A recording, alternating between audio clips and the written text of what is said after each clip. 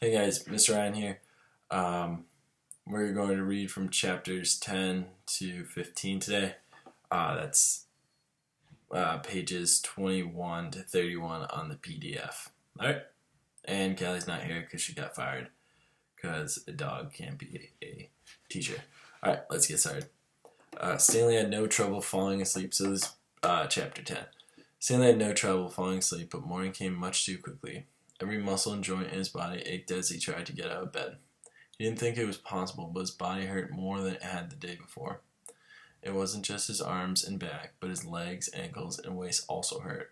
The only thing that got him out of bed was knowing that every second he wasted meant that he was one second closer to the rising of the sun. He hated the sun. He could hardly lift his spoon during breakfast, and then he was out on the lake. His spoon replaced by a shovel. He found a crack in the ground and began his second hole. He stepped on the shovel blade and pushed it on the very back of the shaft with the base of his thumb. This hurt less than trying to hold the shaft with his blistered fingers. As he dug, he was careful to dump the dirt as far away from the hole. He needed to save the area around the hole for when the hole was much deeper. He didn't know he'd ever get that far. X-Ray was right. The second hole was the hardest. It would take a miracle. As long as the sun wasn't out yet, he removed his cap and used it to protect his hands. Once the sun rose, he would have to put it back on his head. His neck and forehead had been badly burned the day before. He took it one shovelful at a time and tried not to think of the awesome task that lay ahead of him. After an hour or so, his sore muscles seemed to loosen up a bit.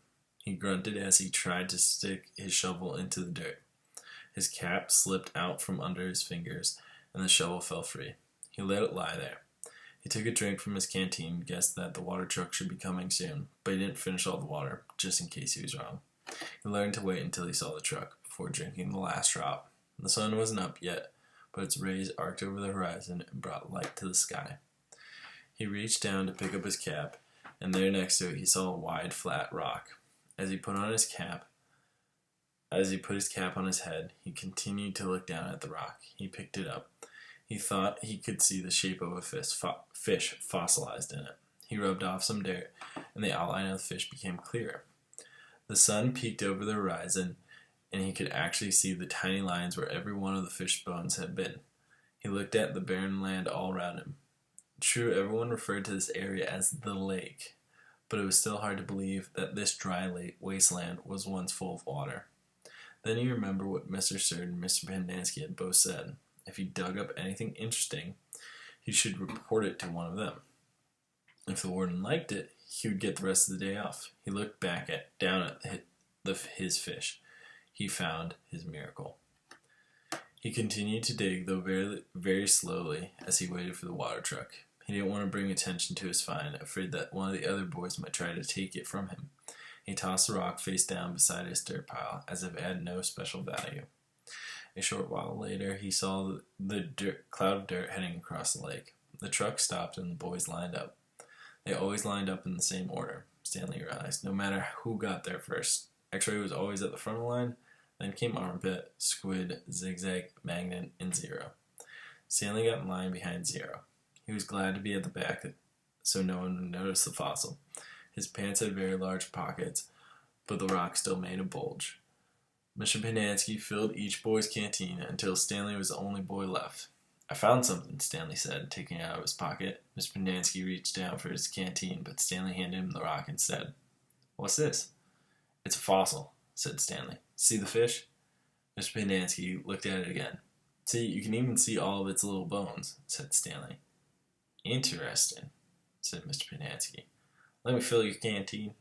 Stanley handed it to him. Mr. Pendanski filled it and then returned it. "So do I get the rest of the day off?" "What for?" "You know, you said if I found something interesting, the warden would give me the day off." Mr. Pendanski laughed as he gave the fossil back to Stanley. "Sorry, Stanley. The warden isn't interested in fossils." "Let me see that," said Magnet, taking the rock from Stanley. Stanley continued to stare at Mr. Pendanski. "Hey, Zig, dig this rock." "Cool," said Zigzag. Stanley saw his fossil being passed around. "I don't see nothing," said X-Ray. He took off his glasses, wiped on his dirty clothes, and put them back on again. "See, look at the little fishy," said Armpit. Stanley returned to his hole. It wasn't fair. Mr. Pendanski had even said his fossil was interesting. He slammed his shovel on the ground and pried up another piece of earth. After a while, he noticed X-Ray had come by and was watching him dig. "Hey, caveman, let me talk to you for a second," X-Ray said. Stanley put down his shovel and stepped up out of his hole. "Say, listen, if you find something else, give it to me, okay?" Stanley wasn't sure what to say. X-Ray was clearly the leader of the group, and Stanley didn't want to get on his bad side. "You're new here, right?" said X-Ray. "I've been here for almost a year. I've never found anything. You know, my eyesight's not so good. No one knows this, but you know why my name's X-Ray?" Stanley shrugged one shoulder. "It's Pig Latin for Rex, that's all. I'm too blind to find anything." Stanley tried to remember how Pig Latin worked. "I mean," X-Ray went on, "why should you get the day off? You've only been here a couple days. If anybody gets the day off, it should be me. That's only fair, right?" "I guess," Stanley agreed. X-Ray smiled. You're a good guy, caveman." Stanley picked up his shovel. The more he thought about it, the more he was glad he agreed to let X-Ray have anything he might find. If he was going to survive at Camp Clean Lake, it was far more important that X-Ray think he was a good guy than it was for him to get one day off. Besides, he didn't expect to find anything anyway. There probably wasn't anything of interest out there. And even if there was, he'd never been what you would call lucky. He slammed his blade into the ground and then dumped another shovelful of dirt. It was a little surprising, he thought. X-Ray was the leader of the group since he obviously wasn't the biggest or toughest. In fact, except for Zero, X-Ray was the smallest. Armpit was the biggest. Zigzag might have been taller than Armpit, but that was only because of his neck. The Armpit and all the others seemed to be willing to do whatever X-Ray asked of them. As Stanley dug up another shovelful of dirt, it occurred to him that Armpit wasn't the biggest. He, the caveman, was bigger. He was glad they called him the caveman. It meant he was accepted as a member of the group. He would have been glad even if they called him Barfbag. It was really remarkable to him. At schools, bullies like Derek Dunn used to pick on him, yet Derek Dunn would be scared senseless by any of the boys here. As he dug his hole, Stanley thought about what it would be like if Derek Dunn had to fight Armpit or Squid. Derek wouldn't stand a chance. He imagined what it would be like if he became good friends with all of them. Then, for some reason, they all went with him to his school, and then Derek Dunn tried to steal his notebook. "Just what do you think you're doing?" asked Squid, as he slams his hands into Derek's smug face. "Caveman's our friend," says Armpit, grabbing him by the shin collar. Stanley played the scene over and over in his mind, each time watching another boy from Group D beat up Derek Dunn. It helped to dig his hole and ease his own suffering. Whatever pain he felt was being felt 10 times worse by Derek. Again, Stanley was the last one to finish digging, says Chapter 12. It was late in the afternoon and he dragged himself back to the compound. This time he would have accepted a ride on the truck if it was offered. When he got to the tent, he found Mr. Pendanski and the other boys sitting in a circle on the ground. "Welcome, Stanley," said Mr. Pendanski. "Hey, caveman, you get your hole dug?" asked Magnet. He managed to nod. "You spit in it?" asked Squid. He nodded again. "You're right," he said to X-Ray. "The second hole's the hardest." X-Ray shook his head. "The third hole's the hardest," he said. "Come join our circle," said Mr. Pendanski. Stanley plopped down between Squid and Magnet. He needed to rest up before taking a shower. "We've been discussing what we want to do with our lives," said Mr. Pendanski. "We're not going to be at Camp Green Lake forever. We need to prepare for the day we leave here and join the rest of society." "Hey, that's great, Mom," said Magnet. "They're going to finally let you out of here?" The other boys laughed. "Okay, Jose," said Mr. Pendanski. "What do you want to do with your life?" "I don't know," said Magnet. "You need to think about that," said Mr. Pendanski. "It's important to have goals. Otherwise, you end up right back in jail. What do you like to do?" "I don't know." "You must like something." "I like animals." "Good," said Mr. Pendanski. "Does anyone know any jobs that involve animals?" "Veterinarian," said Armpit. "That's right," said Mr. Pendanski. "You could work in a zoo," said Zigzag. "He belongs in a zoo," said Squid. Then he and X-Ray laughed. "How about you, Stanley? Any ideas for Jose?" Stanley sighed. "Animal trainer," said, "like the ones for circus or movies or something like that." "Any of those jobs sound good to you, Jose?" asked Mr. Pinansky. Yeah, I like what Caveman said about training animals for movies. I think it'd be fun to train monkeys. X-Ray laughed. Don't laugh, Rex, said Mr. Pinansky. We don't laugh at people's dreams. Somebody is going to have to train monkeys for the movies. Who are you kidding, Mom? Asked X-Ray. Magnet's never going to be a monkey trainer. You don't know that, said Mr. Pinansky. I'm not saying it's going to be easy. Nothing in life is easy. But there's no reason to give up. You'll be surprised at what you can accomplish if you set your mind to it. After all, you only have one life, so you should try to make the most of it. Stanley tried to figure out what he'd say if Mr. Pinansky asked him what he wanted to do with his life. He used to think he wanted to work for the FBI, but this didn't seem the appropriate place to mention that. No, it wouldn't. So far, you've done a pretty good job at messing up your lives, said Mr. Pinansky. I know you think you're cool, he looked at Stanley. So you're caveman now, huh? You like digging holes, caveman? Stanley didn't know what to say. Let me tell you something, caveman. You are here on the count of one person. If it wasn't for that person, you wouldn't be digging holes. You wouldn't be here digging holes in the hot sun. You know who that person is? My no-good, dirty, rotten, pig-stealing great-great-grandfather. The other boys howled with laughter. Even Zero smiled.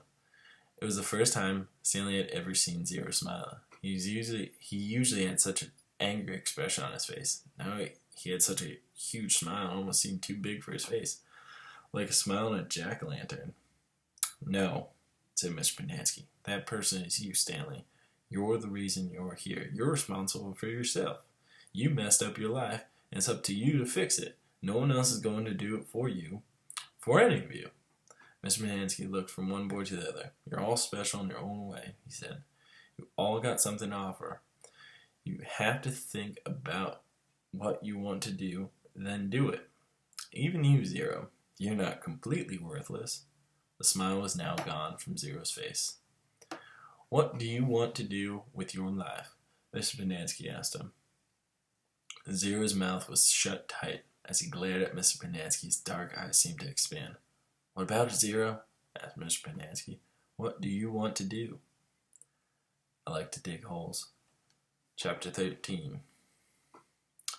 All too soon, Stanley was back out on the lake, sticking a shovel into the dirt. X-Ray was right. The third hole was the hardest. So was the fourth, and the fifth hole, and the sixth, and he dug his shovel into the dirt. After a while, he lost track of the day of the week and how many holes he had dug.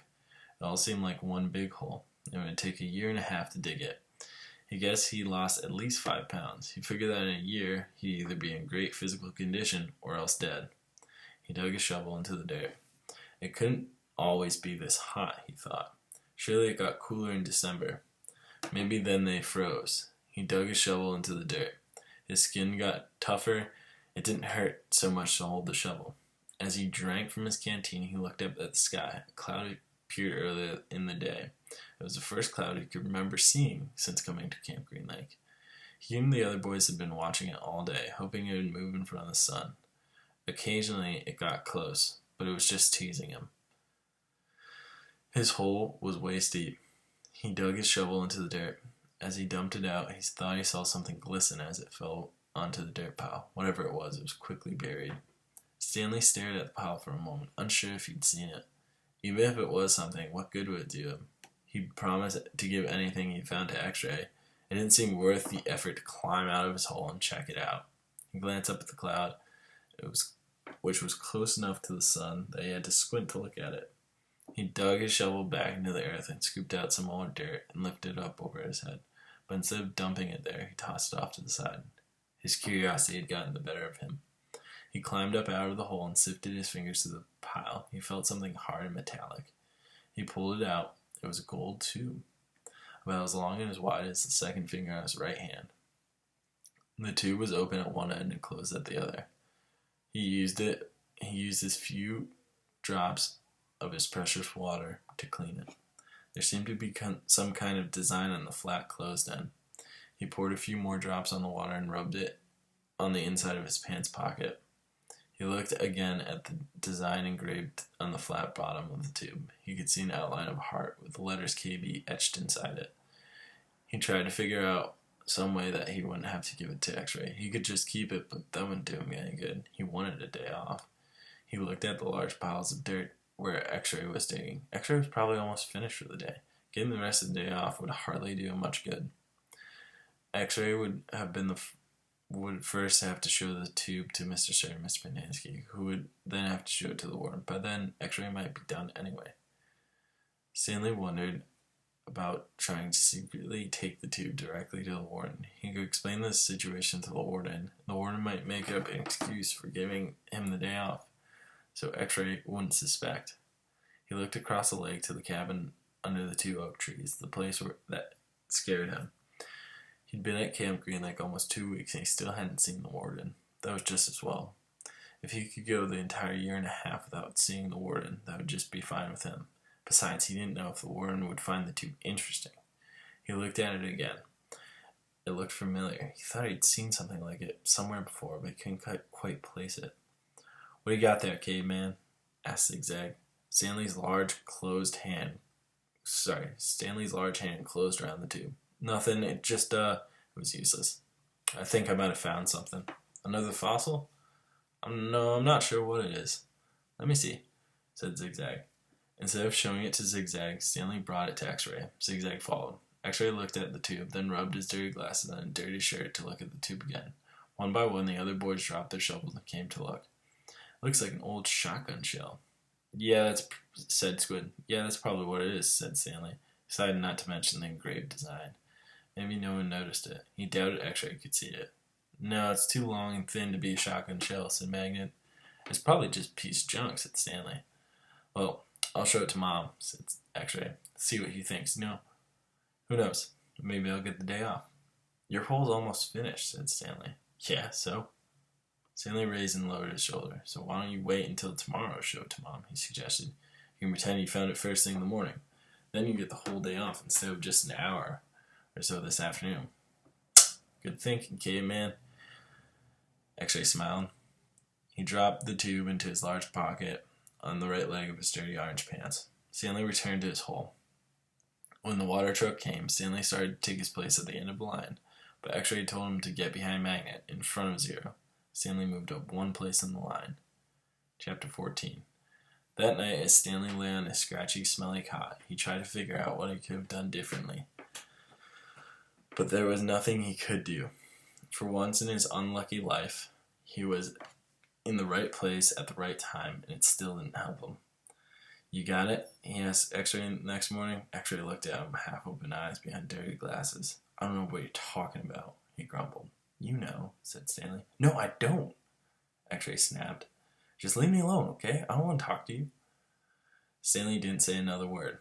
Mr. Sir marched the boys out to the lake, chewing sunflower seeds along the way and spitting out the shells. He scraped the ground with his boot heel where each boy was supposed to dig. Stanley stamped down on the back of the blade of the shovel, piercing the hard, dry earth.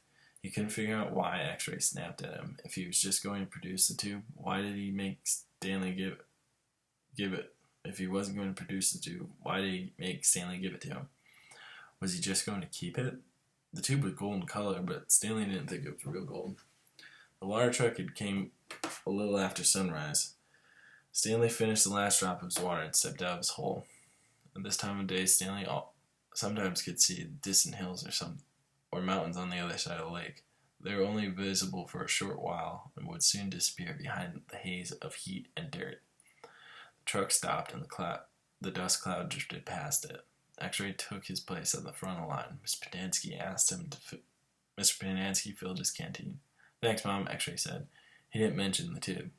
Mr. Pendanski filled all the canteens and climbed back into the cab of the pickup. He still had to bring water to Group E. Stanley could see them digging about 200 yards away. "Mr. Pendanski!" X-Ray shouted from his hole. "Wait, Mr. Pendanski, I think I might have found something." Boys all followed Mr. Pendanski as he walked over to X-Ray's hole. Stanley could see the gold tube sticking out from some dirt on the end of X-Ray's shovel. Mr. Pendanski examined it and took a long look at its flat bottom. "I think the warden is going to like this." "Does X-Ray get the day off?" asked Squid. "Just keep digging until someone says otherwise," Mr. Pendanski said. Then he smiled. "But if I How are you, Rex? I wouldn't dig too hard. Stanley watched the cloud of dust move across the lake to the cabin beneath the trees. The boys in Group E were just going to have to wait. It didn't take long for the pickup to return. Miss Pinansky stepped out of the cab. A tall woman with red hair stepped out of the passenger side. She looked even taller than she was, since Stanley was down in his hole. She wore a black cowboy hat and black cowboy boots, which were studded with turquoise stones. The sleeve on her shirt were rolled up, and her arms were covered with freckles, as was her face. She walked right up to X-Ray. "This where you found it?" "Yes, ma'am." "Your good work will be rewarded." She turned to Mr. Manansky. "Drive X-Ray back to camp. Let him take a double shower and give him some clean clothes, but first I want you to fill everyone's canteens." "I just filled them a little while ago," said Mr. Manansky. The warden stared at him. "Excuse me?" she said. Her voice was soft. "I had just filled them when Rex—" "Excuse me," the warden said again. "Did I ask you when you last filled them?" "No, but it's just—" "Excuse me." Mr. Manansky stopped talking. The warden wiggled her finger for him to come to her. "It's hot, and it's only going to get hotter," she said. "Now these fine boys have been working hard. Don't you think it might be possible they might have taken a drink since you last filled their canteens?" Mr. Manansky said nothing. The warden turned to Stanley. "Caveman, will you come here, please?" Stanley was surprised he knew his name. He had never seen her. Until she stepped out of the truck, he didn't even know the warden was a woman. He nervously went toward her. "Mr. Manansky and I have been having a discussion. Have you taken a drink since Mr. Manansky last filled your canteen?" Stanley didn't want to cause any trouble for Mr. Manansky. "I still got plenty left," he said. "Excuse me." He stopped. "Yeah, I drank some." "Thank you. May I see your canteen, please?" Stanley handed it to her. Her fingernails were painted dark red. She gently shook the canteen, letting the water swish inside the plastic container. "Do you hear the empty spaces?" she asked. "Yes," said Mr. Pinansky. "Then fill it," she said. "And next time I tell you to do something, I expect you to do without questioning my authority. If it's too much trouble for you to fill a canteen, I'll give you a shovel, you can dig the hole, and Caveman can fill your canteen." She turned back to Stanley. "I don't think it would be too much trouble for you, would it?" "No," said Stanley. "So what will it be?" she asked Mr. Pinansky. "Do you want to fill the canteens, or do you want to dig?" "I'll fill the canteens," said Mr. Pinansky. "Thank you."